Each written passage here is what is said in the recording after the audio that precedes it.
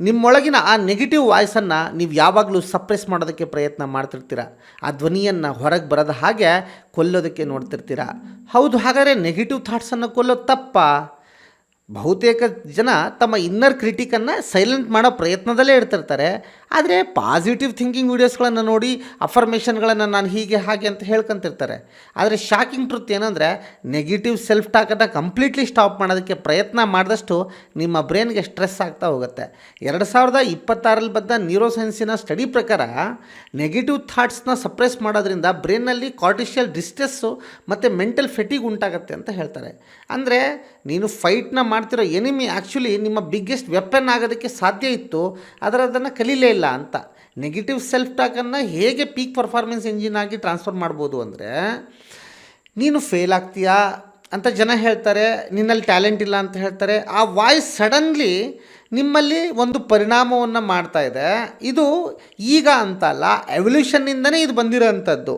ಹಳೆಯ ಕಾಲದಲ್ಲಿ ಒಬ್ಬ ಮನುಷ್ಯ ಟ್ರೈಬಿಂದ ರಿಜೆಕ್ಟ್ ಆದ ಅಂದರೆ ಅವನು ಸರ್ವೈವಲ್ ಇಟ್ ಸೆಲ್ಫ್ ತುಂಬ ಡೇಂಜರ್ ಆಗ್ತಿತ್ತು, ಅವ್ನು ಬದುಕೋದು ಭಾಳ ಕಷ್ಟ ಆಗಿತ್ತು. ಯಾಕೆಂದರೆ ಸಮಾಜದ ಮನ್ನಣೆ ಬೇಕೇ ಬೇಕಿತ್ತು. ಇದರಿಂದ ಏನಾಗೋದು ಅಂದರೆ, ಬ್ರೈನ್ನ ಒಂದು ಸಿಸ್ಟಮ್ ಏನಿದೆಯಲ್ಲ, ಒಂದು ಪ್ರೊಟೆಕ್ಷನ್ ಸಿಸ್ಟಮ್ ಡೆವಲಪ್ಮೆಂಟ್ ಆಗಿತ್ತು. ಸೊ ಆವಾಗಿಂದ ರಿಸ್ಕ್ ತಗೋಬಾರ್ದು, ಆಮೇಲೆ ಅವಮಾನಕ್ಕೆ ಒಳಗಾಗಬಾರ್ದು, ಸೇಫ್ ಆಗಿರಬೇಕು.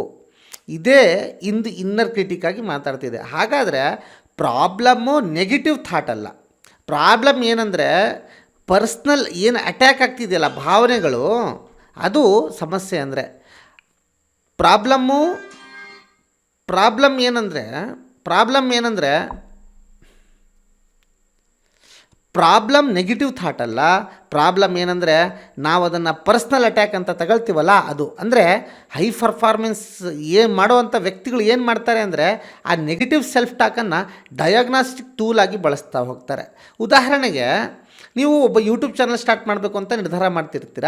ಅಷ್ಟರಲ್ಲೇ ಬ್ರೈನ್ ಹೇಳುತ್ತೆ, ನಿನ್ನ ಹತ್ರ ನೀನು ಕ್ಯಾಮ್ರಾ ಮುಂದೆ ಹೋದರೆ ತುಂಬ ಆಕ್ವರ್ಡಾಗಿ ಕಾಣ್ತೀಯ, ವ್ಯೂಸ್ ಬರಲ್ಲ, ಆಲ್ರೆಡಿ ಸಾವಿರಾರು ಜನ ಇದ್ದಾರೆ, ಆ್ಯಾವ್ರೇಜ್ ಪರ್ಸನ್ ಏನು ಮಾಡ್ತಾನೆ, ಕ್ವಿಟ್.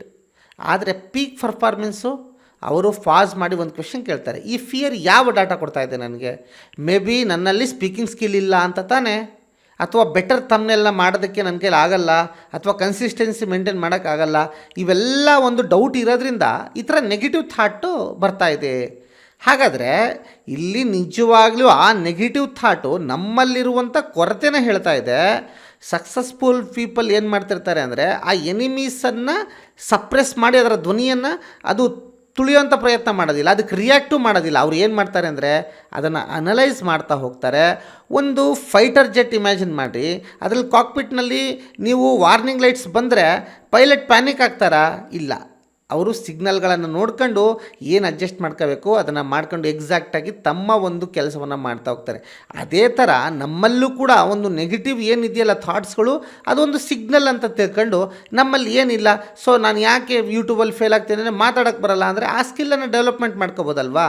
ಪ್ರತಿ ಬಾರಿ ಸೆಲ್ಫ್ ಡೌಟ್ ಬಂದಾಗ ಇಲ್ಲಿ ಒಂದು ಫಾರ್ಮುಲಾ ಯೂಸ್ ಮಾಡಬೇಕು. ಏನಂದರೆ, ಒಂದು ಫಿಯರು ಡಾಟಾ ಆ್ಯಕ್ಷನ್. ಅಂದರೆ ಒಂದು ಭಯ ಬರ್ತಿದೆ, ಅದ್ರ ಬಗ್ಗೆ ಏನು ಅಂತ ಡಾಟಾನ ಕಲೆಕ್ಟ್ ಮಾಡ್ಕೊಳ್ಳಿ, ಯಾವುದ್ರದ್ದು ಭಯ ಅದು ಅಂತ ಆ್ಯಕ್ಷನ್ನ ತಗೊಳ್ಳಿ. ಈಗ ಉದಾಹರಣೆಗೆ, ನಾನೀಗ ಪಬ್ಲಿಕ್ ಸ್ಪೀಕಿಂಗ್ ಮಾಡಬೇಕು, ಅದರಲ್ಲಿ ಫೇಲ್ ಆಗ್ತಾಯಿದ್ದೀನಿ. ಹಾಗಾದ್ರೆ ಏನು ಮಾಡಬೇಕು? ಇದಕ್ಕೆ ನನಗೆ ಯಾಕೆ ಅಂತಾರೆ ಭಯ ಹುಡ್ತಿದೆ ಅಂದರೆ, ನಾನು ಪ್ರಾಕ್ಟೀಸ್ ಮಾಡಿಲ್ಲ ಅದಕ್ಕೆ, ಸೊ ಪ್ರಾಕ್ಟೀಸ್ ಕಡಿಮೆ ಇದೆ. ಅದಕ್ಕೆ ಆ್ಯಕ್ಷನ್ ಏನು ಮಾಡ್ಬೋದು? ಪ್ರತಿದಿನ 5 ನಿಮಿಷ ಕ್ಯಾಮ್ರಾ ಮುಂದೆ ಕೂತ್ಕೊಂಡು ಮಾತಾಡಬೇಕು. ಹಾಗಾದರೆ ಈಗ ನನ್ನ ಬಿಸ್ನೆಸ್ ಗ್ರೋ ಆಗಲ್ಲ ಅಂತ ನನಗೆ ಒಂದು ನೆಗೆಟಿವ್ ಥಾಟ್ ಬರ್ತಾಯಿದೆ. ಹಾಗಾದ್ರೆ ಅದನ್ನು ನೀವೇನಂತ ಮಾಡ್ತೀರಾ? ಹಾಗಾದರೆ ಅದಕ್ಕೆ ನೀವು ಅರ್ಥ ಮಾಡ್ಕೊಳ್ಳೋದು ಸ್ಟ್ರಾಟಜಿ ಏನದು? ನನ್ನ ಸ್ಟ್ರಾಟಜಿ ವೀಕ್ ಇದೆ ಅಂತ ಟ್ರಾನ್ಸ್ಲೇಟ್ ಮಾಡ್ಕೊತೀರ. ಆ್ಯಕ್ಷನ್ ಏನು ಮಾಡಬೇಕು? ಆ ಮಾರ್ಕೆಟಿಂಗ್ ಸ್ಕಿಲ್ಲನ್ನು ನೀವು ಕಲಿಬೇಕು. ಹಾಗಾದರೆ ಇದೇ ಮೆಂಟಲ್ ಆಲ್ಕೆಮಿ ಅಂತ ಹೇಳೋದು. ಒಂದು ಆರ್ಡಿನರಿ ಪೀಪಲ್ಲು, ಅನ್ಸ್ಟಾಪಬಲ್ ಪೀಪಲ್ ನಡುವಿರೋಂಥ ಡಿಫ್ರೆನ್ಸ್ ಏನು ಅಂದರೆ, ಒಬ್ಬರು ಅದನ್ನು ಶೇಮ್ ಅಂತ ಅನ್ಕೊಂತಿರ್ತಾರೆ, ಇನ್ನೊಬ್ರು ಅದನ್ನು ಫಿಯರ್ಲಾಗಿ ಕನ್ವರ್ಟ್ ಮಾಡ್ಕೊತಿರ್ತಾರೆ. ಫಿಯರನ್ನು ದಿಕ್ಕನ್ನು ನಾವು ಅಂದರೆ ಫಿಯರ್ನ ಡೈರೆಕ್ಷನ್ನ ನಾವು ಸ್ವಲ್ಪ ಚೇಂಜ್ ಮಾಡಿದರೆ ಖಂಡಿತ ನಮ್ಮ ಆಲೋಚನೆಯೇ ಚೇಂಜ್ ಆಗಿಬಿಡುತ್ತೆ ಅಂತ ಹೇಳ್ಬೋದು. ಈಗ ನಾವು ಪ್ರತಿ ಕೆಲಸ ಮಾಡಬೇಕಾದ್ರೆ ನಮಗೆ ರೆಸಿಸ್ಟೆನ್ಸ್ ಅಂದರೆ ನಮಗೆ ಪ್ರತಿರೋಧ ಒಡ್ತಿರೋದೇ ಆ ನೆಗೆಟಿವ್ ಬಿಲೀಫು.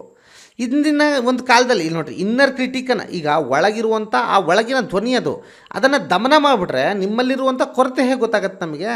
ಅದನ್ನು ಹೇಟ್ ಮಾಡಬಾರ್ದು ನಾವು. ಇನ್ನು ಅದು ನಾವು ಹೇಟ್ ಎಷ್ಟು ಮಾಡ್ತೀವೋ ಅದು ನಮ್ಮನ್ನು ಮುಂದಕ್ಕೆ ಹೋಗೋಕ್ಕೆ ಬಿಡೋದಿಲ್ಲ, ಡೆಸ್ಟ್ರಾಯ್ ಮಾಡ್ತಾ ಹೋಗುತ್ತೆ.